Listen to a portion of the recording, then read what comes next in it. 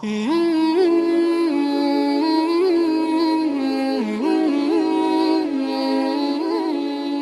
itu Allah menceritakan, kalau Tuhan-Tuhan yang kamu anggap Tuhan itu sebagai Tuhan, misalnya Lata, Uzza, Manat, nggak apa-apa kata Allah. Tapi kata Allah, saya minta bukti prestasi mereka apa kalau sebagai Tuhan itu. Apakah pernah ikut menciptakan langit bumi? Atau kalau nggak bisa menciptakan urun kata Allah, urun semen sak-sak kata Allah, sebenarnya urun. Sehingga logika lalu terbangun, prestasinya apa? Tuhan-Tuhan yang kami tuhankan itu. Kata Allah, Qul ara'aytum ma tad'una min dunillah aruni madza khalaqu minal ardi am lahum syirkun fis samawati. Kalau mereka Tuhan, tunjukkan prestasinya ke saya kata Allah. Apakah mereka terlibat dalam penciptaan langit dan bumi? Atau kalau nggak bisa menciptakan 100% kata Allah setidaknya urun. Ya tadi urun semen, am lahum syirkun fis samawati. Syirkun maknanya urunan. Lalu ketuhanan berhala, Uzza dan sebagainya batal karena ayat ini. Orang kafir berpikir wah ini tidak Tuhan karena nggak punya prestasi apa-apa. Lalu mereka secara ekstrim malah berpikir ateisme, tidak mengakui adanya Tuhan. Kalau nggak diakui adanya Tuhan, berarti alam raya ini dimulai dari ketiadaan. Logikanya berarti begini, hadhil maujudat khalaqahal adam. Langit yang karuan wujud, bumi yang karuan wujud, hewan-hewan yang karuan wujud, matahari, rembulan, lautan semuanya wujud. Kemudian semua maujudat ini dirumuskan khalaqahal adam, diciptakan oleh ketiadaan. Pertanyaannya adalah ma huwal junun asyaddu min hadza? Kegilaan apa yang lebih parah ketimbang ini? Karena sesuatu yang wujud dimulai dari sesuatu yang tidak wujud. Berarti sama dengan mengatakan hadhil maujudat khalaqahal adam. Semua yang enggak ada ini diciptakan oleh sesuatu yang enggak ada. Jadi semua yang ada diciptakan oleh sesuatu yang enggak ada. Maka Quran ketika ngendikan am khuliqu min ghairi syai'in. Apakah kalian semua atau mereka semua diciptakan min ghairi syai'in, min ghairi khaliqin maujudin. Saya ngecek di beberapa tafsir termasuk bukan kitab tafsir tapi maknanya sama seperti di Ihya. Masa alam raya seindah ini, seeksistensi ini, senyata ini kemudian diciptakan oleh sesuatu yang tidak ada. Mereka akhirnya mikir, ya harus diciptakan oleh sesuatu yang ada. Nah karena sesuatu yang ada ini posisi pencipta, maka harus berstatus super. Nah super ini oleh ulama dibahasakan wajibil wujud. Maka zat yang menciptakan ini namanya zat sing wajibil wujud. Lalu wajibil wujud ini oleh Islam disebut Allah Subhanahu wa ta'ala. Kayak apa fasihnya Quran bikin logika? Atau orang yang jadi Tuhan itu yang mengklaim sebagai Tuhan? Itu juga mungkin, yang penting mewujud. Siapa itu? Fir'aun. Fir'aun itu mengaku sebagai Tuhan. Dia sudah sah dari segi dia wujud. Namanya orang wujud punya eksistensi, mungkin berkreasi. Saya ulang lagi, namanya orang wujud punya eksistensi, tentu mungkin berkreasi. Tapi pertanyaannya begini, ketika Musa tanya, pertama ditanya Musa, lalu kamu kalau menyembah selain saya, nyembah siapa? Kata Musa, Rabbul Alamin. Siapa Rabbul Alamin? Rabbus samawati wal ardi, yang menuhani langit bumi. Terus kata Fir'aun, tidak jawab, manggil Haman. Haman, kamu kan arsitektur, coba ibnili sorhal la'ali abluhul asbab. Ya Haman ibnili sorhal la'ali abluhul asbab. Bangunkan satu piramida yang tinggi, la'ali at-tali'u ila ilahi Musa. Saya ingin melihat Tuhannya Musa. Lalu kemungkinan Tuhan di bumi, kata Fir'aun, ma'alim tulakum min ilahin ghairi. Kemana-mana saya melihat yang jadi Tuhan saya. Musa ngerti kalau Fir'aun ini pekok cara bahasa Jawa itu. Itu menerangkan sifatnya Allah itu dengan sifat yang sederhana. Tapi justru dengan sederhana ini Fir'aun tidak bisa jawab. Terus Nabi Musa ganti argumentasi, Rabbukum wa Rabbu abaikumul awalin. Yang nuhani nenek moyang kamu, leluhur kamu. Itu terperangah, kagetnya bukan main Fir'aun. Karena para umatnya, para punggawanya lalu berpikir, kalau ini Tuhan berarti buyut-buyutnya nggak ada Tuhan. Kan Tuhannya datang terlambat. Makanya Pak Jokowi kalau dituduh PKI gak terima. Saya ini lahir tahun berapa gitu. Pas ada PKI itu masih 4 tahun. Masa ada PKI balita? Ini enggak, ini ada Tuhan Tuhan balita, Tuhan terlambat. Pertanyaannya adalah kalau Fir'aun itu Tuhan, lalu bapaknya, mbahnya, buyutnya Tuhannya siapa? Makanya ketika Allah disifati Nabi Musa, Rabbukum wa Rabbu abaikumul awwalin, yang nuhani nenek moyang kamu, itu kagetnya bukan? Dan semenjak itu banyak punggawa Fir'aun yang iman. Ini yang akhirnya nanti jadi waqala rajulun mu'minum min ali fir'auna yaktumu imana. Atau yang menjadi ayat wajah rajulun min aqsal madinati yas'a. Kenapa mereka menjadi iman? Karena logika Fir'aun Tuhan itu gugur, runtuh. Bisori khil hujjah, dengan logika yang sangat transparan. Jadi ini perlu belajar tauhid. Jadi kalau sampean sudah kalah suara, jangan kalah logika. Kalau sudah kalah suara, kalah logika, jangan kalah tinggal mendengar saja kok tidak paham bangunnya gitu. Jadi ini sering saya utarakan. Makanya banyak ulama mengatakan fasihu ibaratil Quran itu bukan sekedar notnya atau sajaknya, kalau boleh dibilang saja, tapi karena runtutan cara berpikirnya. Maka kelihatan sekali di tema-tema Quran. Ketika nyifati Allah Rabbus samawati wal ardi tidak mengalahkan Fir'aun, justru dengan sifat yang ringan Rabbukum wa Rabbu abaikumul awwalin bisa mengalahkan Fir'aun. Nah, kenapa sekarang orang tidak fasih baca Quran? Karena tadi perangkat itu tidak cukup. Saya berkali-kali matur, juga sering matur Mbah Mus. Saya itu masih sekarang masih belajar Al-Ibris, Mbah Misbah, Marbawi, semua khazanah tafsir, baik yang bahasa Jawa, bahasa Melayu, itu masih saya pelajari. Termasuk saya pelajari lughotnya. Mulai lughot yang setengah benar sampai macam-macam. Saya tadi matur sama Profesor Said Aqil Al-Munawwar. Memang bacanya harus urut, Said Aqil Al-Munawwar. Karena sekali salah, Said Aqil Sirat. Sebenarnya nggak apa-apa, ini sama-sama orang alim. Cuma tidak tahu nasib di publik ini, nggak tahu saya ya, macam-macam lah, gitu. Namanya orang banyak, nggak usah dijelaskan. Tapi semuanya baik. Saya pernah ketemu Pak Said Aqil Sirat itu bilang gini, Gus, orang jadi wali itu sebabnya dua. Mungkin kalau kayak jenengan banyak pecintanya, yang doakan banyak. Kalau saya banyak yang benci, wah itu ngirangi dosa gitu kan. Batin gue dasar wong alim bener wah. Jadi beliau nikmati memang itu. Karena babanya beliau itu sama dengan babah saya yang dari keluarga Kudus. Buyut saya itu kakaknya buyutnya Pak Said Aqil. Jadi makanya jangan pernah benci orang alim. Orang alim bulet atau kayak opo itu masih saja punya alasan. Saya itu dengar Kiai Bisri, cerita Kiai Bisri itu tidak ada yang serius. Dulu ketika ada polemik haji yang mu'alim, itu orang kumpul semua di sini. Kata Kiai Bisri, sudah nunggu Mbah Fadl. Mbah Fadl sudah di rumah. Ngiranya orang itu ya Mbah Fadl rawuh dileteh. Setelah lama Mbah Fadl tidak datang. Loh Kiai Bisri, Mbah Fadl tidak datang. Lah ya di rumah. Lah mana kok tidak ada? Ya di rumahnya sendiri. Karena beliau nggak pernah bilang di rumahnya. Orang saja yang kepikiran kalau itu rumah leteh. Itu mirip seperti guyannya Rasulullah SAW. Nabi itu kalau guyon itu tidak pernah bohong. Makanya di tiba itu disebut wayam zahu wala yaqulu illa haqqan. Nabi itu ya guyon, tapi nggak pernah bohong.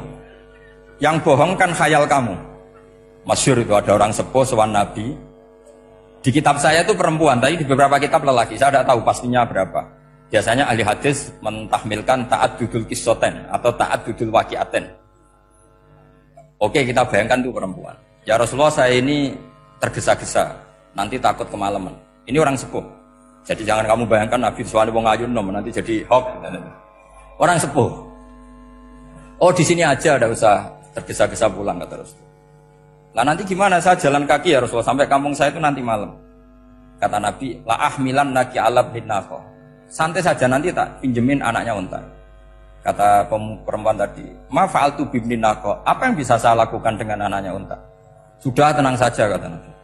Setelah mau pulang disiapkan unta, ya unta tua, unta layak dinaikin. Ya Rasulullah ini kok unta tua, katanya anaknya unta. Nabi dengan santai, oh masih tua ya anak unta katanya.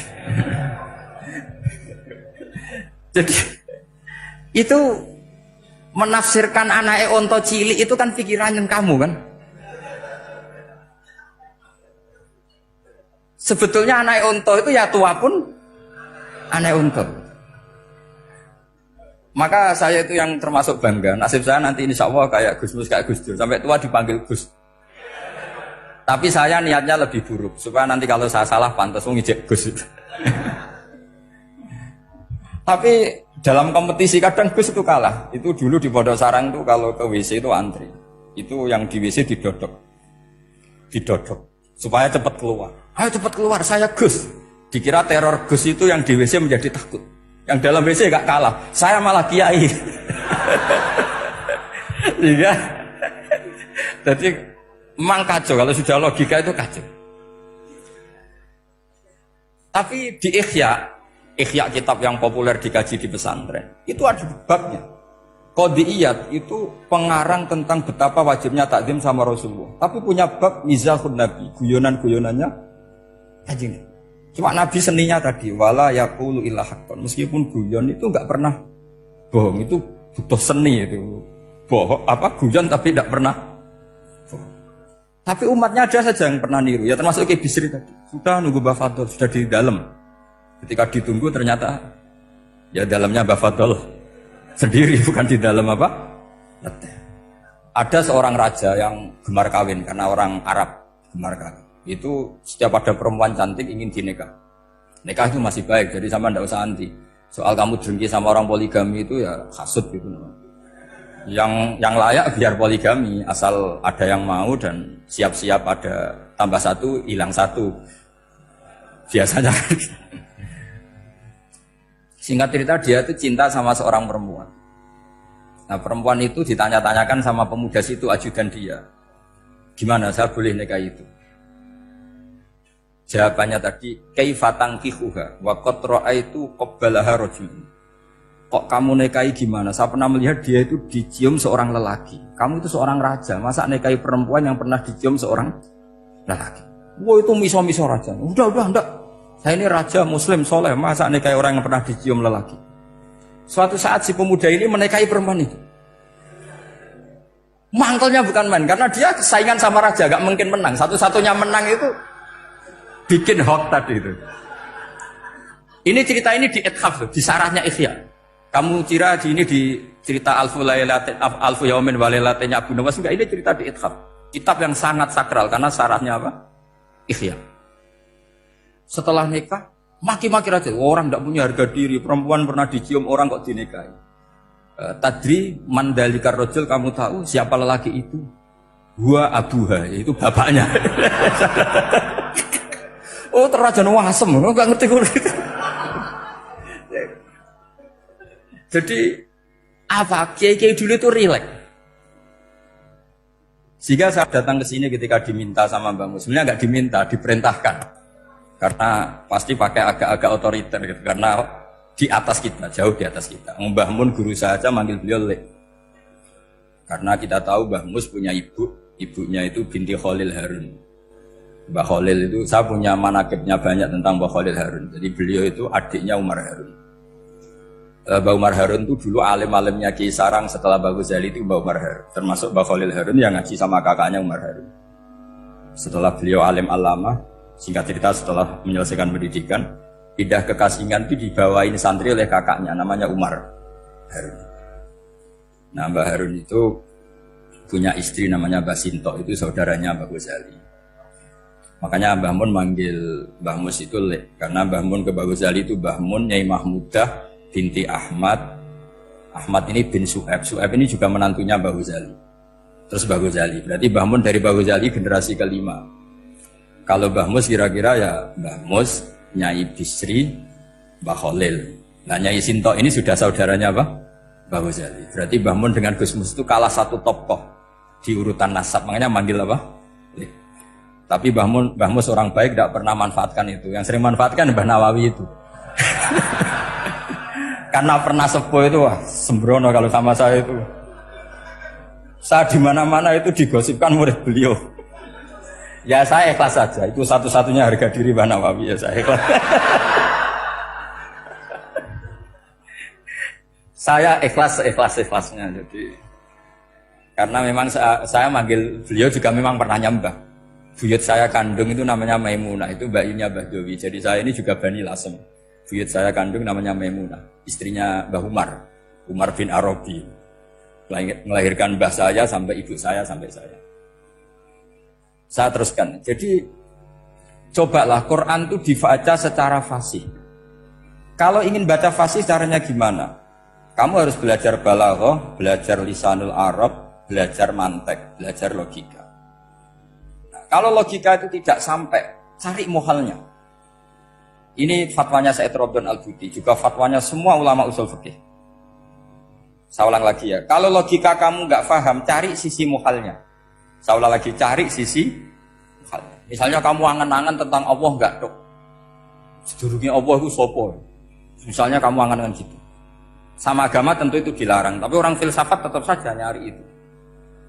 Lalu hentikan pencarian itu, yaitu tadi katakan saja hadhil maujudat yastakhilu ayyakhluqahal adam. Sesuatu yang maujud tentu gak mungkin disebabkan oleh sesuatu yang tidak ada. Fa innal adama la yu'atsiru aslan wa la yakhluqu aslan. Namanya sesuatu yang gak ada pasti tidak berstatus pencipta. Namanya saja gak ada. Akhirnya la budda min ayyasbiqa hadzal alam maujudun. Maka alam ini harus didahului sesuatu yang maujud. Lah maujud ini yang oleh Islam disebut Allah Subhanahu wa taala. Sudah selesai di sini. Tinggal delok TV, tinggal ngopi, turu. Sampai setannya setruk karena nunggu mau bikin was-was itu lagi. Loh, saya itu termasuk kiai paling sering lihat sinetron. Kadang ya lihat Mak Lampir itu sering terjadi. Sampai istri saya itu protes, Gus, dengan kata orang banyak orang alim kok senengan itu Mak Lampir. Karena setan mau menggoda saya tentang berpikir Allah. Jadi dia ngenteni. Itu malah mikir Mak Lampir gitu. Setelah lihat Mak Lampir biasanya saya itu lapar, terus makan. Habis makan tidur. Setannya masih nunggu mau was-was. Ternyata saya habis bangun ngopi lagi. Kadang lihat berita orang ditangkap KPK, macam-macam. Ini penting saya utarakan supaya setan itu tidak menang. Jadi ciri utama setan itu kata Rasulullah SAW, setan ini goda umatku, hadhil jibal khalaqaha Allah, hadhil ardo khalaqaha Allah, hadhil bihar khalaqaha Allah. Faman khalaqaha Allah. Itu makanya banyak orang jurusan filsafat keblinger karena tanya Allah itu siapa? Kata Rasulullah, jika sampai ini maka kamu harus berhenti. Loh, berhenti tanpa dialihkan ke yang lain kan susah. Tinggal aja lihat dulu sinetron. Ya paling gampang ya Mak Lampir, kan ada takut-takutnya sedikit. Karena kalau lihat sinetron anak-anak milenial itu kalau ada artis cantik sampai nangis. Karena istri kamu tidak seperti itu. Jadi ini trik ya. Trik supaya melihat TV tapi tidak nyesal. Makanya saya milihnya Anggreng Darmo, Mak Lampir. Ya saya nggak mikir maknanya, butuhnya setan bin mangkok itu. Karena ngenteni saya mikir itu, ternyata tidak mikir itu lagi. Jadi makom saya itu beda, sama-sama lihat sinetron. Mungkin saya jadi wali karena lihat sinetron. Mungkin ya. Makanya banyak wali itu nggak bisa diduga. Banyak orang jadi wali itu justru karena makan, justru karena melakukan hal-hal yang cara orang banyak itu salah. Itu Abu Yazid Al-Bustami itu pernah tanya sama Allah. Kamu nggak usah bayangkan caranya tanya gimana. Enggak wali ya enggak tuh. Sudah enggak usah tanya itu. Abu tanya gini, ya Allah, orang seserdup saya dalam ibadah sedekat ini sama jenengan. Lalu saingan saya dekat jenengan masuk surga itu siapa? Sama Allah ditunjukkan orang yang tidur, itu tidur yang. Ya teman kamu yang tidur di kamar. Enggak terima Bu ya, ini gimana kok bisa setingkat saya orang yang tidak tidur itu. Yang saya ibadah terus istighfar terus. Tapi jawabannya Allah nih. Wah, ibadah terus itu mergo wedi aku. Jadi kan nganggep aku itu rodok-rodok jahat gitu. Iki turah turu mergo yakin aku apian, mulane ditinggal turu. Jadi sampean jangan tiru makom saya ketika tidur. Itu punya kelas khusus. Tapi jangan tiru, ini cerita saja, sampean ndak harus niru. Karena sampean kalau niru itu harus ada Abu Yazidnya. Abu Yazid sudah nggak ada. Tapi itu ilmu. Ilmu yang cocok ndak cocok harus kita kaji.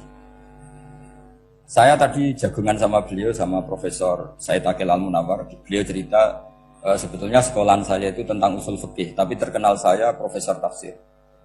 Tapi saya suka ilmu usul fikih, meskipun korbannya ya banyak.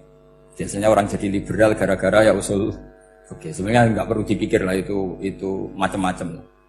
Begini, dalam usul fikih yang mainstream itu kan ada hukum wajib, haram, ya makruh, terus macam-macam lah. Termasuk ada mubah. Mubah itu boleh dilakukan, boleh ditinggalkan. Dalam ilmu usul fikih sebetulnya definisi mubah boleh dilakukan, boleh ditinggalkan itu salah. Karena begini, setiap Anda melakukan sesuatu yang mubah, pasti di saat itu meninggalkan sesuatu yang haram. Saya ulang lagi ya. Itsma min mubahin illa wa yatahaqqaqu bihi tarku haramimma. Semua teks di Lubul Usul seperti itu. Memang saya hafalkan karena ini cara saya jadi wali yang mudah murah. Itsma min mubahin illa wa yatahaqqaqu bihi tarku haramimma. Fayatahaqqaqu bisukun tarkul qatli wa bisukut tarkul qadzaf. Terus beliau membuat sekian contoh. Hukum mubah itu kata ulama yang lain kan boleh dilakukan, boleh ditinggal. Itu tidak benar. Mubah itu ya wajib. Karena setiap kita melakukan mubah, maka saat itu berarti kita meninggalkan barang haram. Coba orang tidur itu artinya apa? Tidak zina, tidak maling, tidak selingkuh, tidak mabuk. Sampean di pondok nikmati jagungan, rokokan, ngopi. Artinya nikmati rokok, nikmati kopi. Tidak menikmati tontonan di bar. Makanya kita berharap malaikat itu belajar usul fikih sehingga ketika kita rokok di pondok dilihat hada taroka melihat bar, wahada taroka melihat dangdutan, wahada. Jangan sampai malaikat bilang gini, dasar kere rakra delok. Itu repot kalau sampai begitu. Nah, kalau mubah itu artinya tarkul haram. Tarkul haram itu wajib apa sunat? Wajib kan? Berarti setiap orang melakukan mubah hakikatnya melakukan wajib dan itu artinya dapat pahala. Salah sampean ngaji ra khatam, dadi nglakoni mubah itu mengira tetap mubah. Maka berbahagialah orang yang ngajinya khatam. Makanya setahu saya kiai-kiai Mbah Mun ya sering guyon. Setahu saya Mbah Mun kalau ketemu Mbah Mus ya guyon terus. Guyonnya ini adalah waminal qutbi kata Imam Ghazali. Qutbu hadaddin al-istildad bil mubahat. Poros agama ini pada akhirnya adalah nikmati sesuatu yang dibolehkan Allah Subhanahu. Orang itu kalau fasik, mau makan siang aja kalau nggak ditemani perempuan cantik nggak bisa makan. Mau jalan-jalan kalau nggak ditemani perempuan cantik nggak bisa jalan-jalan. Kalau kiai-kiai itu enggak. Gojlok-gojlokan gue seneng ira karuan. Dulu terkenalnya Kiai Bisri, kiai-kiai diundang katanya mau ada menteri. Ternyata menterinya ya beliau tidak masak antok di sini. Karena mananya menteri itu pembantu presiden. Semua kita adalah bantu presiden terlaksananya kedamaian itu. Loh iya kan? Saya berkali-kali ngomong di mana-mana. Apa artinya menteri pertanian kalau kita tidak nanam padi? Mbok pinternya kayak apa tetap nggak ada ketahanan pangan. Sekarang menjadi ketahanan pangan itu rumusnya menteri apa karena petani mau nanam padi? Itu hakikatnya membantu presiden dalam ketahanan pangan. Cuma petani lebih keren karena tidak butuh digaji. Kalau menteri ya keren tapi kurang keren karena masih dapat apa? Gaji. Akeh tunggale lan mikir untuk gaji. Nah petani ndak mikir nggak dapat gaji. Oh itu keren. Selalu rakyat lebih keren dibanding pejabatnya. Memang gitu aturannya begitu. Aturannya begitu. Kamu saja yang kurang syukur. Jadi rakyat tuh gremeng. Enak jadi menteri. Ya sudah itu hak kamu. Tapi saya tidak berpikir seperti itu. Maka saya ulang lagi ya. Kenapa saya ngomong seperti ini? Supaya tadi saya sudah bilang, saya sudah enggak menang dalam suara, harus menang dalam logika. Karena ini audisi ini audisi. Di kabar Mbah Mus nanti yang menang siapa tidak tahu saya. Tadi Pak Muat, sekarang saya, kemarin Gus Zohor nggak tahu saya. Nanti masuk nominasi apa nggak tahu. Begini, kalau artinya fi'lul mubah itu tarkul haram, saya ulang lagi. Kalau fi'lul mubah itu artinya tarkul, maka mubah ini spesial sespesialnya. Sehingga Allah kadang ngendikan sederhana sekali. Wa min ayatihi manamukum bil-laili wan nahar. Termasuk ayatnya Allah adalah kamu ditakdir tidur malam hari maupun siang hari. Kalau kamu enggak malam hari, subuh hari, pagi hari, siang hari. Kenapa dihitung wa min ayatihi? Sekarang kalau ada pakar medis, pakar kesehatan bilang, ini kalau kurang istirahat mati, kalau kurang istirahat jantungan. Berarti tidur adalah menghilangkan penyakit jantung.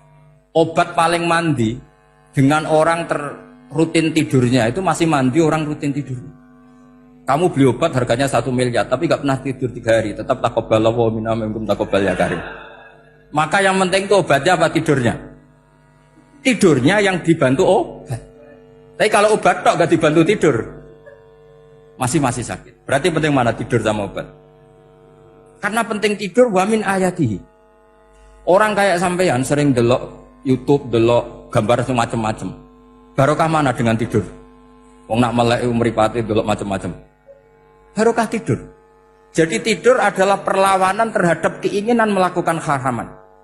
Ya, saya ulang lagi, tidur itu adalah perlawanan terhadap keinginan melakukan keharaman. Jadi kalau mau tidur nyati gini, ya Allah, siap tidak berangan-angan tentang maksiat, terus tidur. Oh, itu wa min ayatihi. Jangan kok gak ada duit terus ngombe sing akeh ben iso ngantuk. Wah, ini tidur yang untuk melawan kemiskinan. Supaya lupa utangnya tidur, lupa kasusnya, itu udah akan jadi wali yang seperti itu. Kalau jadi wali tak gugat gitu. Nah, sehingga karena mubah itu tarkul haram, Allah itu sering menghitung ibadah yang super itu halal mubah. Misalnya Allah ngendikan kulu washrobu, kamu harus makan. Sekarang gini, jaga kesehatan itu wajib enggak? Wajib. Kalau saya tidak sehat tidak bisa ngaji di sini. Apalagi Mbah Mus kalau nggak sehat ditunggu orang se-Indonesia fatwanya. Dan di antara cara sehat kamu harus makan. Kalau nggak makan sakit. Lalu makan dengan posisi menyehatkan orang yang bisa fatwa, bisa mulang, bisa macam-macam. Posisi ini super apa tidak super? Super. Maka Allah kadang sederhana, ngendikan ibadah itu kulu wasrobu jom, kowe yo mangan yo. Tapi ayat ini menjadi tidak hebat kalau dibaca orang tidak pernah ngaji, gak pernah ngaji usul fikih. Pangeran piye toh? Di mau ngongkon mangan kowe dikongkokno kulu. Wis ora usah ngono ya wis mangan. Rusak Quran kena makna ngono iku rusak. Kamu tahu superiornya ayat kulu wasrobu kalau belajar fa inna fi'lal mubah berarti tarkul haram, karena saat melakukan mubah artinya tarkul haram. Dan tarkul haram itu penting. Sekarang gini, merusak diri sendiri haram apa enggak? Haram. Untuk supaya tidak rusak kamu harus makan. Berarti makan wajib apa sunat? Wajib. Lho sing haram itu kalau tulung piring dintekno. Nah, dengan cara pemaknaan seperti ini, Quran akan superior. Bahkan di ayat-ayat yang kelihatannya sederhana, kulu washrobu, wala tusrifu. Ketika Nabi Musa dimenangkan mengalahkan Fir'aun, itu Allah firman pertama gitu, kamu harus makan mimma rozaqnakum. Cuma syaratnya wala tatghaw fihi fayakhilla alaikum ghadab. Kalau kamu berlebihan nanti dapat ghadab saya. Nah, khawatir saya kalau ilmu ini sudah hilang, terus ayat-ayat yang biasa tentang kemanusiaan dikira biasa. Padahal ayat ini super, misalnya nikah. Nikah itu oleh Allah, perempuan yang kita nikahin, itu oleh Allah disebut surga. Saya punya bukti, misalnya gini ayat ya, wala tangkihul musyrikati hatta yu'min, wala amatum mu'minatun khairum min musyrikati walau a'jabatkum. Terus terusannya ayat, wala tangkihul musyrikina hatta yu'minu. Wala abdu mu'minun khairum min musyriki walau a'jabakum. Terusannya ayat ulaika yad'una ilan nar. Para musyrikah yang ingin kamu nikahi karena mereka non muslim atau kafirah atau musyrikah, itu hanya mengajak kamu masuk neraka. Maksudnya ngajak itu kan bisa saja kamu tertarik perempuan tadi sampai kompromi merubah akidah kamu. Terusannya ayat wallahu yad'u ilal jannah. Harusnya dengan perbandingan kamu jangan menikahi musyrikah. Logika perbandingannya kan wawaw yad'u ila nikahil mu'minah. Saya ulang lagi, harusnya muqabalahnya kan wawaw yad'u ila nikahil mu'minah. Allah mengajak kamu supaya menikahi mu'minah. Tapi kata mu'minah sama Allah diganti wawaw yad'u ilal jannah. Allah mengajak kamu masuk surga. Ila nikahil mu'minah. Artinya gini, setiap kamu hubungan intim sama istri kamu, itu adalah menjadi kamu tidak zina. Jadi kalau kamu tidak zina, barokahnya istri kamu ini penopang kamu masuk surga. Makanya Rasulullah pernah ditanya, ibadah itu apa saja? Nabi secara ringan diantara jawabannya, wa fi buti ahadikum shadaqah. Sudah kamu ngumpul istri kamu itu ya ibadah. Terus kata sahabat-sahabat, ya Rasulullah ayati ahaduna syahwatahu wa walahu ajrun. Yang benar saja Rasulullah, masa urusan gitu dapat pahala gitu. Nabi jawabannya ya enteng, alaih salawadu'aha fi haromin aka'ana alih wisrun. Kalau dia salah yang dikeloni kan ya dosa. Berarti kalau ngeloni yang benar juga pahala. Berarti istri kamu itu jannah surga. Cuma jannah yang agak aneh karena rewel itu agak aneh. Jadi itu jannah yang agak aneh. Maka supaya jannah ini tidak aneh, kata Rasulullah itu cara bersuami istri itu, kata Rasulullah, halla jariyatan tula ibuka wa tula ibuka. Sebagian riwayat, halla jariyatan tudhahikuha wa tudhahikuka. Kamu cari perempuan yang gampang guyon, gampang rileks. Mula abah itu rileks, mudhahaka ya rileks. Saya berkali-kali cerita, saya ini termasuk orang yang nggak pernah diskusi penting sama istri saya. Karena takut tegang. Biasanya kalau tegang itu yang suaminya kalah. Jadi saya itu nggak pernah diskusi penting. Saya kemarin mau ke Pasuruan ya, mau ke Peloso itu ditanya, mau kemana? Ya tidak tahu. Terus pulangnya kapan? Ya nggak tahu. Wong kok rohan. Ya saya senang saja. Nggak roh itu artinya kan bodoh. Orang bodoh itu nggak mukallaf, artinya nggak dosa kata saya. Jadi saya ngambil hikmahnya saja. Anda takut. Ditakoi kok jawabannya ora jelas. Ora jelas itu misteri. Memang dunia itu penuh misteri. Pokoknya tak itu. Pokoknya yang kira-kira itu jadi tidak penting. Rasulullah itu kalau debat sama istrinya ya milih gitu, milih mula abah mudhahaka. Saya punya sekian cerita betapa Rasulullah itu rileks ngadepin cemburu-cemburunan. Sayyidah Khadijah tentu orang yang super bagi Rasulullah. Sampai ketika adiknya Sayyidah Khadijah, kalau nggak salah namanya itu Halah itu. Kalau datang itu Rasulullah itu menjamu karena mengingatkan suara Khadijah. Kalau muji Khadijah itu sudah langit Rasulullah. Sehingga Aisyah itu cemburu. Bagaimana Anda selalu muji Khadijah? Waqad abdalakallahu khairan minha. Allah mengganti yang lebih cantik ketimbang Khadijah dan lebih muda. Maksudnya Aisyah. Kenapa masih muji yang sudah meninggal? Tua lagi kan. Gantian Sayyidah Fatimah yang tersinggung karena ibunya ditua-tuakan kan. Itu ketika Fatimah cemburu, mangkelnya sama Sayyidah Aisyah. Mangkel manusiawi loh. Enggak usah kamu jadi Syiah terus benci Aisyah itu. Karena kalau kamu jadi benci Aisyah berarti kamu nganggap Aisyah itu salah. Dan itu efeknya di Rasulullah, berarti Rasulullah milih istri yang salah. Makanya kita ini madzhabnya ahli sunnah. Abu Bakar tidak mal'un. Kenapa tidak mal'un? Kalau kamu bilang Abu Bakar mal'un berarti Rasulullah salah pilih teman. Umar tidak mal'un karena Rasulullah pasti milih teman yang benar. Begitu juga milih istri yang benar. Dalilnya tidak usah jauh-jauh. At-thayyibatu lit-thayyibi. Atyabut thayyib tentu Rasulullah. Berarti istrinya pasti thayyibah. Jadi madzhab Ahlussunnah dalam madzhab sing jelas-jelas min baini farti wa damil labanan khalisan sa'iwal lisya. Jadi kalau kamu cari logika gampang saja. Nabi itu thayyib, bahkan atyabut thayyib. Padahal kata Allah at-thayyibatu lit-thayyibin. Ya jelas ya. Jadi ini tidak usah dimasukkan hati tentang konfliknya Aisyah dan Fatimah, itu biasa saja. Yang satu bela ibunya, yang satu bela dirinya. Sebenarnya Aisyah itu nggak niat ngeritik Khadijah, ingin diperhatikan Rasulullah saja.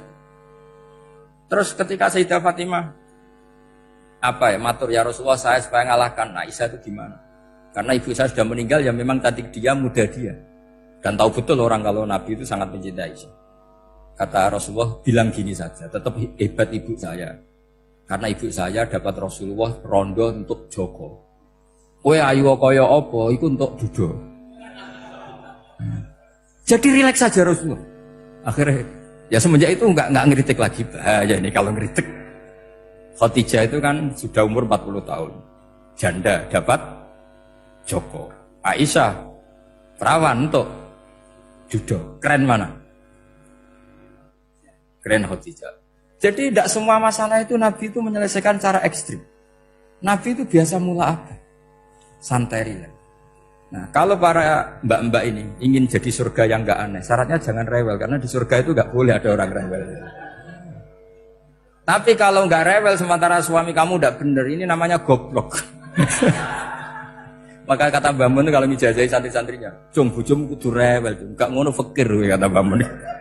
Tapi santri yang di belakang gremeng, "Iya, Mbah, nak fakir, nak jantungan mati." Makanya sering itu. Jadi di antara ulumil Quran itu ada istilah maudhi'ul mudmar mengganti maudhi'ud dhamir atau maudhi'ul lafzi menggantikan lafdan akhar. Itu memang agak jelimet di ilmu tafsir. Tapi bagi pelakunya itu menjadi gampang. Ya tadi, ketika Allah melarang nikah hal musyrikah, saya ulang lagi. Ketika Allah melarang nikah hal musyrikah, normalnya perbandingannya kan wallahu yad'u ila nikahil mu'minah. Tapi sama Allah digenti. Wallahu yad'u ilal jannah. Itu menunjukkan bahwa nikahul mukminah adalah al jannah. Karena kamu hubungan intim ya ibadah. Diwamuk kowe sabar ya ibadah. Nafakoi ya ibadah. Neng-nengan gejatan senjata juga ibadah. Seru Bang, neng-nengan itu seru. Karena memang di antara sistem tubuh kita itu butuh masa-masa jeda. Itu mari cerdas. Karena tubuh kita ini tidak hanya butuh seneng, tapi juga butuh susah. Susah itu melahirkan kearifan. Jajal bojomu tahu minggat, mesti kearifan kamu meningkat. Jadi minggat itu ya penting. Nikmati saja. Loh, ini saya nggak ngajari keburukan. Memang seperti itu. Nah, saya berharap ilmu usul fikih ini tidak boleh hilang. Karena dengan ilmu usul fikih kita tahu mubah adalah tarkul haram dan tarkul haram adalah wajib. Maka Allah sering sekali membicarakan sesuatu yang mubah itu superior. Kayak tadi wa min ayatihi manamukum billaili wan nah, termasuk ayatnya Allah adalah kamu itu tidur. Cara berpikir tadi, kalau saya tidak tidur sakit, kalau sakit habis biaya banyak. Sementara tidur hanya butuh seperti ini. Betapa baiknya Allah dengan tidur bisa menjaga kesehatan yang kalau tidak dijaga berbiaya tinggi. Berarti hadan naumu naumul ibadah. Terus ulama bilang tidur itu ibadah kalau niatnya litaqawi alal ibadah. Tapi nak waya blojo turu lah, itu sing masalah. Tapi tentu ilmu itu ada pembanding. Sekarang ketika kamu tidur itu tarkul wajib apa tarkul haram lah, itu masalahnya. Seringnya kamu itu tarkul wajib. Waya mulang turu, waya ngantor wong kerja turu. Lah itu tarkul haram atau tarkul wajib? Tarkul wajib. Kalau tarkul wajib berarti status tidur kamu haram. Sudah pinter ini, sudah maju ini, sudah maju. Jadi saya belajar usul fikih lagi-lagi karena untuk menjadi mufassir itu harus menguasai balaghah, menguasai usul fikih, menguasai lisanul arabi. Nah, lisanul arabi yang sering saya contohkan berkali-kali. Saya punya kitab namanya Ar-Risalah. Orisinil karangannya Imam Syafi'i. Saya baca beberapa kali khatam. Juga saya beberapa kali bacakan santri. Itu kalau memaknai Quran secara lisanul arabi itu gampang sekali. Gampang sekali. Ketika Imam Syafi'i mengatakan kamu boleh tayamum ketika bepergian dan saat bepergian itu tidak menemukan air. Syaratnya kamu tolabul ma', cari-cari dulu. Ketika ditanya sama ashabu Syafi'i, kenapa harus cari-cari dulu? Jawabannya enteng. Li'anna Allah ta'ala yaqul falam tajidu ma'an wa la yuqalu liman lam yatlub lam yajid. Karena Allah ngendikan kemudian kamu tidak menemukan air. Di mana-mana tidak menemukan setelah mencari. Kalau belum mencari namanya tidak tahu. Jadi dari kata falam tajidumaan kemudian kamu tidak menemukan. Tidak menemukan berarti apa? Setelah mencari. Sehingga beliau mensyaratkan dicari-cari dulu, baru berkesimpulan tidak menemukan. Nah setelah tidak menemukan kamu baru boleh tayang. Segampang itu ilmu usul fikih di depan Imam Syafi'i. Ulumul Quran dianalisis dengan usul fiqh. Ketika ditanya kenapa Anda mensyaratkan nikah itu pakai wali? Ayatnya apa? Kalau hadisnya jelas, la nikaha illa biwaliyin mursyidin. Ayatnya apa? Imam Syafi'i secara enteng baca ayat fala ta'duluhunna ayyankihna azwajahunna idza tarawdu bainahum bil ma'ruf. Jika wanita yang kamu waleni, saya ulang lagi, jika perempuan yang kamu walikan, misalnya kamu punya anak yang umur 20 tahun ingin nikah sama seseorang. Seseorang ini layak. Ya misalnya kiai ya apal Alfiyah. Tadi kata Mbah Mus itu muridnya Mbah Khalil Alfiyah diwolak-walik apa? Saking seringnya belajar Alfiyah kata beliau sampai santri apal Alfiyah wolak-walik tapi roh carane jamak kosor. Karena dulu pondoknya mau pondok nahwu. Jadi kayak di ngelirap itu. Tonggone nganti apal fa'ala yaf'ulu fa'lan. Cinone weh apal saking bedino itu ujiane ra selawatan fa'ala yaf'ulu fa'lan wa ma fa'lan wa fa'ilun. Jadi pondok ya macam-macam. Itu saya tadi sampai mana itu? Tentang apa? Wali nikah tadi. Di bab fikih, saya ulang lagi di bab fikih. Itu kata Allah, jika perempuan yang kamu walikan itu ingin nikah, fala ta'duluhunna, jangan kamu larang. Kata Imam Syafi'i, kalau seorang wali tidak punya hak mewalikan, maka larangan jangan menghalangi itu tidak ada gunanya. Misalnya gini, Zaid itu tidak punya utang saya. Saya ulang lagi, Zaid tidak punya utang saya. Memang ini ilmu logika. Zaid tidak punya utang saya. Terus sampean bilang ke saya gini, Gus Bah, Zaid ojo tagih. Itu omongannya wong aneh apa enggak? Aneh kan? Tapi kalau Zaid punya utang saya 1 juta, terus kamu menasehati saya, Gus, Zaid ojo tagih. Benar apa enggak? Wali itu punya hak melarang. Saya ulang lagi, wali berarti punya hak melarang putrinya tidak nikah. Sehingga diperintahkan Allah, kamu jangan pernah melarang. Berarti punya hak melarang. Kayak tadi, Gus ojo tagih, berarti aku dia hak nagih. Misalnya otoritas bandara ATR, pesawat Boeing sekian-sekian Lion, bolehkan landing di sini. Karena operatornya punya hak melarang. Juga punya hak mengizinkan. Tapi kalau orang lain kamu bilangin, pesawat Lion nggak boleh landing di Semarang. Orang lain yang nggak terkait dengan otoritas itu, aneh nggak omongan itu? Aneh. Kalau wali dilarang menghalangi perempuan ingin nikah harus memberi izin maksudnya, maka berarti wali punya hak menikahkan. Paham yang saya maksud? Makanya Imam Syafi'i mensyaratkan seorang perempuan yang nikah harus pakai wali. Jadi segampang itu. Kitab Ar-Risalah menerangkan ulumul Quran. Dan dalam banyak hal ulama dulu itu, makanya saya tadi berjanji, karena Quran itu bisa kamu baca fase, kamu dengerin suara enak ya enak, kamu dengerin logika yang enak ya enak. Jangan sampai kamu udah dua-duanya. Suaranya sudah ada enak, logikanya tidak enak, itu kacau namanya. Ketika Imam Syafi'i ditanya, bagaimana hukumnya uzubah? Uzubah itu gak nikah. Padahal ada hadis faman rohiba an sunnati falesa. Kata Imam Syafi'i ya gak apa-apa. Kenapa?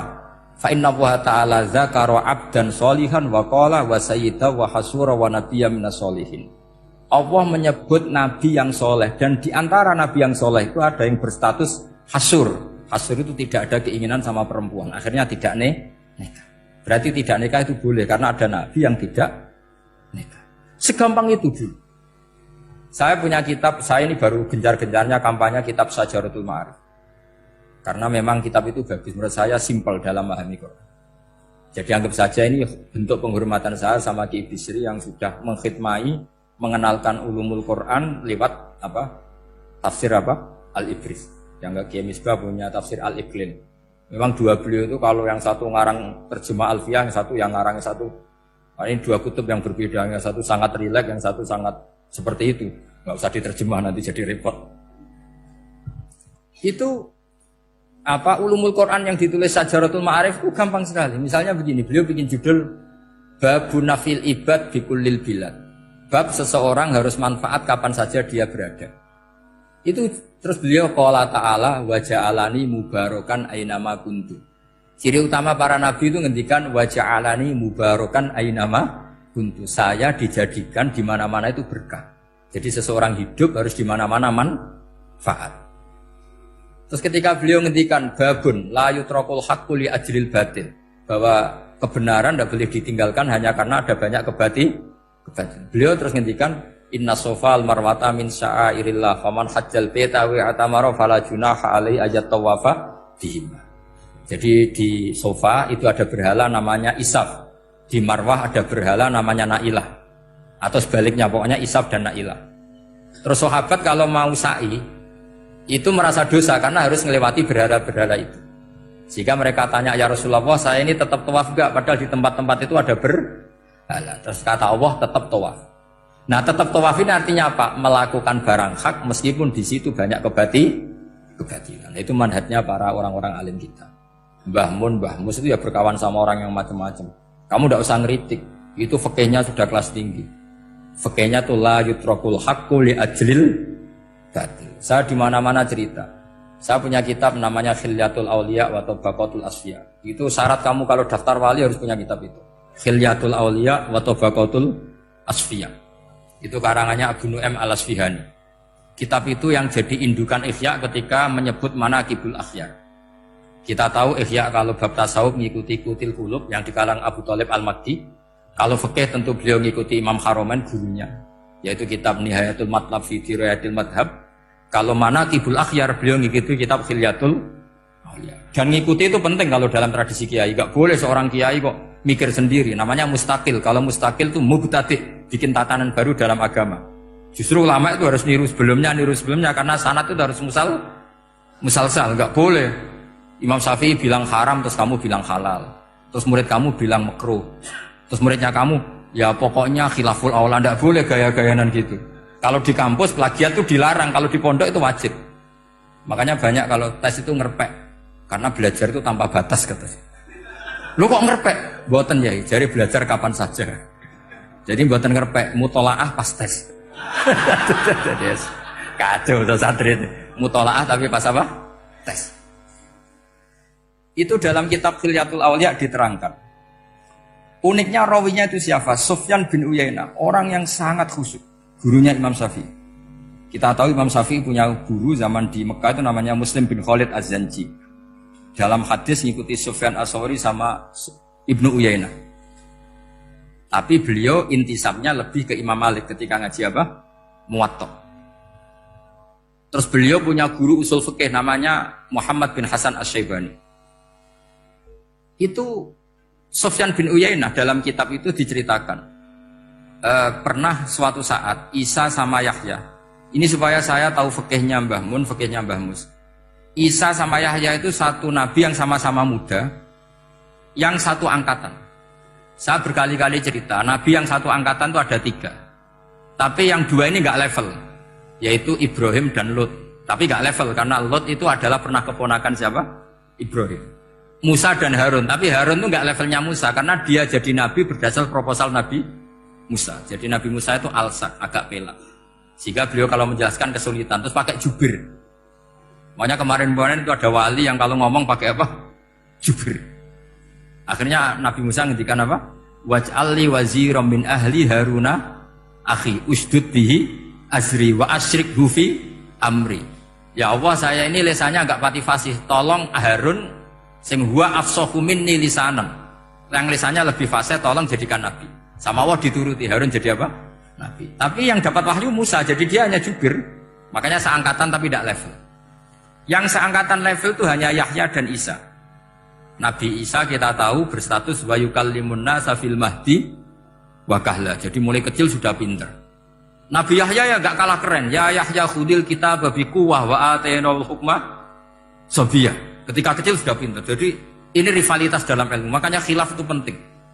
Jangan gontok-gontokan, berarti ratau ngaji. Khilaf itu penting.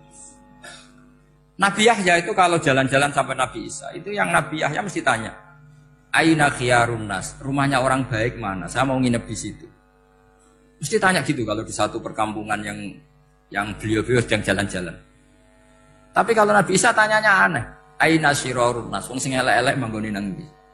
Akhirnya ini kan terjadi debat, tapi karena sama nabinya ya tidak debat kusir terus kubu-kubunan kosong berapa sama kosong berapa, enggak, ini sama ya sama-sama kosong-kosong, sama-sama orang ikhlas itu kosong-kosong. Sama lama terus debat kecil. Kenapa kamu tanya aina khiyarun nas? Mana orang-orang baik? Jawabnya Nabi Yahya, ya kumpul orang baik itu enak, nyaman, teduh, enak lah. Nah kamu kenapa kau tanya mau nginep di aina syirarun nas? Ana nabiyun, ana tobibun, udawil mardo. Saya ini dokter, nabi itu dokter. Di mana-mana dokternya menunjukkan yang sakit. Kalau Anda peneliti penyakit, cari daerah yang banyak endemik penyakit apa yang daerah sehat? Daerah yang kena endemik penyakit. Tapi problemnya Anda sendiri berpenyakit dan kalau ke situ tambah nemen. Ya sama. Kalau kamu kira-kira tidak kuat ya jangan kumpul orang yang seperti itu. Kamu tidak kuat kan? Malah katut. Tapi fikih-fikih kiai-kiai kita, guru-guru kita, berteman orang macam-macam tenang saja. Karena mereka kekuatan kesalehannya sudah absolut, sudah kuat sekali. Ya tentu bi'aunillah wa bitaufiqih. Jika kamu tidak usah meki para guru-guru kita. Saya pernah didhawuhi Mbah Mun. Ya Jong ya aku wis ketemu Megawati. Piye-piye Indonesia kudu damai. Engko nak tukaran yo repot. Jane yo piye, aku yo kiai. Artinya beliau harus ketemu karena untuk supaya Indonesia itu damai. Beliau anggap saja makili religius, Bu Mega makili apa? Nasional. Dan Indonesia damai itu kalau ada kerjasama antara kaum nasionalis dan kaum apa? Religius. Jadi yang namanya damai itu penting sekali. Sampai Rasulullah itu pernah berdamai sama orang yang jelas-jelas kafir. Apalagi Indonesia belum sampai seperti itu. Yaitu kita tahu dalam Sulhul Hudaybiyah, Nabi berakad damai sama Suhail bin Amr, padahal kafir. Nah, kalau kamu Qur'annya sudah seperti itu, maka Qur'an itu punya kekuatan yang luar biasa. Ketika Sayyidina Ali konflik sama Sayyidina Muawiyah, itu dirumuskan kita berdamai. Setelah kita berdamai, terus ada pertanyaan begini. Lalu orang yang sedang konflik itu nak ketemu raine, roh raine gue serasa seneng. Ning dinggon dini konflik ketemu raine gue serasa seneng. Oke, kita pakai mediator, kata Sayyidina Ali. Akhirnya Sayyidina Ali pakai mediator, Muawiyah pakai mediator. Terus orang Khawarij bilang, dalilnya apa mediator itu? Nggak ada Qur'annya. Itu orang Khawarij. Sama nggak usah tanya. Kalau orang sekarang yang apa Gus? Wah itu mari fitnah, itu provokator berarti tanya gitu. Singkat cerita, terus Sayyidina Ali itu agak marah karena beliau terbentuk oleh Quran. Itu spontan Sayyidina Ali baca ayat wa in khiftum shiqaqa bainihima fab'athu hakaman min ahli wa hakaman min ahliya. Jika suami istri menghadapi konflik, di mana-mana konflik roh raine kan gak seneng. Maka yang keluarga lelaki kirim mediator, yang keluarga perempuan kirim. Terus dari Sayyidina Ali, wa ummatu Muhammad a'dhamu min amri rajulin wa imra'atin. Umatnya Muhammad lebih serius ketimbang urusan lelaki dan perempuan. Wong suami istri saja kalau konflik butuh mediator, apalagi hadhil segampang itu mereka istidlal. Jadi mediator dalilnya mana? Ya dalilnya wa in khiftum shiqaqa bainihima fab'atsu hakaman min ahli wa hakaman min ahli. Dulu Quran itu seperti itu. Ya sekarang problemnya Quran itu tidak dikaji seperti itu sehingga fasihul ibarat atau fasihul akli atau balaghatut ta'aqqul itu enggak ada. Makanya saya ini pengagum kitab Ibnu Hajar al-Asqalani yang nyarai Bukhari. Kata Ibnu Hajar al-Asqalani, termasuk mukjizatnya Quran adalah al-iltizat al-aqli. Akal itu menjadi nyaman. Itu uniknya yang dicontohkan seperti ngaji saya malam ini. Misalnya, Allah ngendikan am khuliqu min ghairi syai'in. Yang namanya maujudat tentu diciptakan sesuatu yang maujud. Karena akal akan tersiksa ketika dicekoki gini. Hadhil maujudat khalaqahal adam. Tersiksa enggak akal kamu sebagai orang waras dicekoki pikiran hadhil maujudat khalaqahal adam. Ini maujudat disebabkan oleh ketiadaan. Mesti kowe ra iso turu. Barang rono kok iso gawe iku piye? Nah ini yang dimaksud dalam ilmu tasawuf ala bi dzikrillah tatmainnul qulub. Jadi cara tenangnya hati itu macam-macam. Nak wong toreko wis wong kon wiridan. Nak kaya kula rada ahli akal wis meneng. Alhamdulillah di pangeran sing wujud. Berarti hadhil maujudat khalaqahal maujud. Berhubung maujud ini pencipta berstatus super. Super itu dalam agama disebut wajibul wujud atau musabbibul asbab atau kausa primamboh lah sauni-uni. Yang penting itu ora hadhil maujudat khalaqahal adam. Makanya kata beliau, Nabi itu bukan sekedar jamal suratan, ganteng secara perawakan secara fisik enggak, tapi juga Nabi punya jamalul akal. Akalnya itu nyaman. Yaitu kita disuruh iman dengan sesuatu yang memang kita nyaman. Seperti kita disuruh iman bahwa alam ini diciptakan oleh Allah, oleh al-mawjud yang super. Kan terus nyaman. Coba kalau kamu diajarin Islam, alam ini yakini yang menciptakan adalah ketiadaan. Oh, kamu kuliah sampai profesor, sampai dokter pusing. Ini ajaran apa? Sesuatu yang tidak ada, menyebabkan sesuatu yang, itu namanya termasuk ajaran ini indah karena ada al-iltizat al-aqli. Kenyamanan apa? Berpikir. Karena mongko ana iku ali ngatasi mamlat isine sing disa apa mislu jibali Arafah iku kaya gunung Arafah. Jadi pangeran yo aneh, aneh sing apik to. Jadi misale ana wong maca Quran kok yakin ra disepuro iku dianggap ngenyek Quran. Wong wukuf ning Arafah kok nyangka dosane ra disepuro dianggap ngenyek pangeran. Mulane ana wong wali iku mergo ndablek.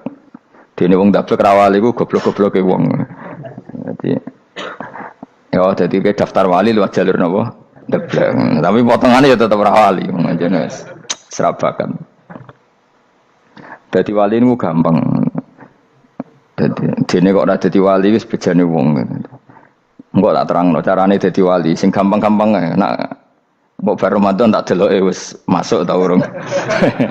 Nah ora tak sidang nongko. Ya, jadi kan ada jadi wali, usul ning pengadilan kudu dimenangno. Rawahu ngrawatane hadis sapa Imam Ahmad. Wasiratu te syarat iku dumatun, wasiratu tawi siratul mustaqim dulmatun peteng. Wa siraju te dalan lagu maring sirat wal yaqinu yakin. Wa te kang yakin tahqiqu tasdiki iku benerno barang sing tasdik. Tahqiqu tasdiki iku tahqiq dalam benerno. Maksudnya kamu punya otoritas pemikiran yang akurat. Kanggo benerno bil ghaibi lan barang ghaib. Niki sing dadi ibadah kula nganti ketemu pangeran. Tahqiqu tasdiki iku duwe akurasi benerno. Bil ghaibi lan barang ghaib. Carane bi izalati kulli ghaibin kelawan ngilangno saben-saben sing dadekno kemamangan. Bi izalati kulli ghaibin kelawan ngilangno saben-saben barang sing dadekno kemamangan. Pun kula baleni nggih saking awal-awal maqalah Rabi'ah kula terangno ya. An-Nabi Bakrin Siddiq radhiyallahu anhu dawe az-zulumatu khamsun. Dawe Abu Bakar kegelapan itu ada 5. Di mergo Abu Bakar wong saleh nek kegelapan yo luwe akeh. Dadi ora pati apal nek jumlahe akeh ora pati apal. Roe muk pira? 5. Nah, zaman akhir ora terima 5 ribuan napa? Ribuan. Nomor 1 hubud dunya. Seneng dunya. Seneng dunya macam-macam, seneng pangkat, seneng apa saja yang tidak mengantarkan ke akhirat. Iku darani napa? Dunya atau apa saja yang murahan niku darani dunya. Kalau terangno definisi dunya, dunya kata dana ya dunuan. Ana sing ulama nasrib sangka dania terus ditakhfif hamzah dadi daniah terus ditakhfif hamzah dadi ya daniyah terus ngikuti wazan fu'la jadi dunya. Jadi anggar barang sing hina iku jenenge napa? Dunya. Utawa barang sing dekat iku jenenge dunya. Mergo maknane dunya wis saiki, dana iku maknane dekat. Akhirat nanti. Srungokno wae kok kowe suwe-suwe paham. Sehingga sesuatu yang tidak murahan kayak sujud, kayak sedekah, kayak ngaji iku ora dunya. Ini kesaksian akhirat. Sehingga ketika Ibnu Khaldun niku Allah itu ngeritik dunia ya yang perlu dikritik. Bahkan kadang akhirat pun dikritik pangeran, swarga pun kadang dikritik pangeran. Nak wayahe perlu dikritik karena ada konteksnya. Ada apa? Konteksnya. Misalnya begini. Saya punya kitab namanya Khilyatul Auliya atau Baqatul Asfiya. Saya sampai sekarang belajar kitab itu terus. Niku sekitar 14 jilid. Niku kitab Induan Ihya. Saya berkali-kali ngomong di mana-mana. Imam Ghazali dalam hal mana Kibul Akhyar, sejarah orang-orang pilihan itu nginduk kitab nama Khilyatul Auliya itu 14 jilid. Dalam ilmu tasawuf beliau nginduk kitab jenis Qutil Qulub, ini karangan Abu Thalib Al-Makki. Dalam fikih tentu beliau nginduk gurunya Imam Haromen. Dan memang kitab itu harus nginduk, kalau tidak namanya mukhtarik, bikin-bikin. Memang syaratnya ulama harus muttabi, dia hanya pengikut, tidak boleh kreasi. Kalau kreasi namanya bid'ah, bid'ah. Kalau terang, di situ ada cerita ada seorang sufi bodoh, ngeritik dunia entek ngamak. Dunia wis ora ono benere, dunia ku nggon batang, pokoke dunia ku jifah batang. Sing berebut batang ya siap-siap rebutan mbek asu, pokoke ngomong wis tok ndi-ndi. Sayyidina Umar itu agak tersinggung dengan makalahnya orang sufi yang bodoh ini. Ya, rata-rata orang sufi memang bodoh. Kecuali gelem ngaji fikih. Setelah ngomong ngalor ngidul dunia ku swelek terus dekne biasa lah wong sufi terus milah dhewean terus orang lakoni popo, ngerti-ngerti lesu, kok mangan wae lesu, orang sufi kan gitu. Singkat cerita terus Umar agak marah tapi beliau masih bisa mengendalikan diri terus kata beliau, "Sal sayyidah." Sal hada sayyid. Kamu tanya hada sayyid, maksudnya sayyid dalam bahasa dulu itu ya orang terhormat. Dalam bahasa zaman era itu maknanya sayyid itu masih apa? Sadat maksudnya bukan habib, bukan. Kalau dalam bahasa Arab dulu itu memang kalau habib itu dzurriyyah Nabi, kalau sayyid sadatu sufia itu belum pasti maknanya apa? Habib ya, tokoh-tokoh yang diikuti dalam apa? Makalahnya, dalam apa? Makalahnya. Terus kata Ubay bin Ka'ab, dan ini menurut saya benar sekali, dan kamu harus mengikuti Ubay bin Ka'ab. Dia adalah termasuk 6 sahabat yang dipuji Nabi min ahlil Quran, apa? Yang dipuji Nabi min ahlil apa? Quran. Kata Ubay bin Ka'ab, lalu Anda masuk surga karena apa? Lalu Anda masuk neraka karena apa? Lalu Anda dapat ridho Allah karena apa? Kamu itu bisa masuk surga lihadidar karena kenangan di rumah ini, maksudnya karena dunia ini, karena sujud kamu, karena kebaikan kamu. Itu di mana? Allah mereferensi amal kamu ya di dunia ini. Kamu masuk surga karena sujud kamu di dunia ini. Nanti masuk neraka karena keangkuhan kamu di dunia ini. Fahadi dunya mi'yar. Dunia ini adalah takaran. Semua referensi Tuhan tentang akhirat itu merujuk kelakuan kita apa? Di dunia. Sehingga kalau kamu masuk surga selamanya lama, itu ya karena kebaikan kamu di dunia. Maka jangan kritik dunia ini. Karena dunia itu mahalu sujudika, mahalu ruku'ika, mahalu pokoknya dia marah-marah. Sehingga semenjak itu kata Ibnu Khaldun, orang tahu dunia yang dikritik adalah dari madadul kalimah dani'ah, suatu yang murahan, apa? Yang murahan. Sehingga kalau misalnya orientasinya itu kebesaran li'ilai kalimatillah, maka itu tidak termasuk dunia. Dan yang suasananya akhirat tapi motifnya adalah kasal, kemalasan, itu yang benar-benar dunia. Makanya Imam Syafi'i sering kritik tasawuf itu sampai ussisati tasawuf alal kasal. Ilmu tasawuf itu basisnya itu karena pemalas. Karena tadi misalnya begini, ini contoh paling gampang. Zaid itu di daerah pinggiran. Di daerah pinggiran di mana Islam itu minoritas. Terus dia ingin kaya raya supaya bisa bikin masjid atau bikin komunitas Islam. Atau dia ingin jabat jadi lurah supaya nggak ada pelarangan orang sholat karena dia yang punya otoritas bikin aturan. Atau kalau